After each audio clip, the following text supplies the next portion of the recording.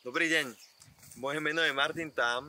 Nachádzame sa v záhrade, kde pred mesiacom a pol bola len holá rola bez zeleného listočku. Za tak krátku dobu, čo by som neveril, sa mi podarilo spraviť jednu plodovú záhradu s bylinami, z ktorej už teraz sa dá konzumovať. Rád by som vás do tohto inšpiroval, že práve návrat k prírode je aj cez návrat k sebestačnosti, návrat k pestovaniu a k tomu, že každá rodina si môže pestovať sama plodiny a bylinky a že to je jednoduché a krásne. Som veľmi vďačný Pavlovi záhradníkovi za to, že sa rozhodol v tomto období poskytnúť svoju pôdu zo pár rodinám na to, aby sa mohli realizovať. To, čo som mal v snoch, v túžbách a v obrazoch, dávam do praxe a učím sa tu súvislostiam prírody. Posledné 3 roky ste mali príležitosť sa so mnou stretnúť ako s lektorom Wim Hofovej metódy, ktorá sa je založená na otužovaní, dýchaní a pracovaní zmyslov. Môj vzťah k prírode sa vybudoval časom. Žil som v byte v Bratislave, odkiaľ pochádzam, a práve táto metóda a chlad ma zase vrátili naspäť k zemi, kde sa teraz nachádzam. Volám sa Pavol Záhradník, nomen omen.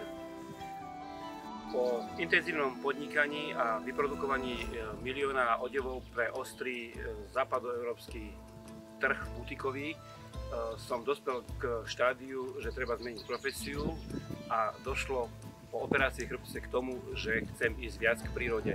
Výsledkom bolo, že použil som peniaze z toho 20-ročného podnikania na realizáciu mojej vízie lesnej záhrady, ktorá už je funkčná, a ďalším kolom vrátiť inšpiráciu ľudí, ktorí ju dali mne, presunúť na ďalších a dosiahnuť stav produkcie desiatok tón zeleniny, ktorá je remeselná, zdravá a živá. Preto som poskytol pozemok, nejaké svoje skúsenosti a spôsoby, akým sa to dá dosiahnuť tak, aby pôda bola živá a plody z nej takisto. Hľadám varianty, ako dosiahnuť rozšírenie počtu mikrofarmárov, ktorí nebudú potrebovať hektáre pôdy, nebudú potrebovať obrovské dotácie či investície, ktoré ich budú škrtiť a nútiť robiť to, čo naozaj v pláne nemali. Verím, že sa do toho zapoja aj ďalší, pretože možnosť práve je. Máte sa na čo tešiť, chystáme pre vás ďalšie takéto diely. Ak ste farmár alebo chcete sa s nami spojiť, podporiť nás, ozvite sa nám, každá pomoc je vítaná a možno navštívime aj vás a vašu farmu, váš statok a natočíme s vami rozhovor a inšpiráciu pre ďalších. Tešíme sa na to. Ďakujeme.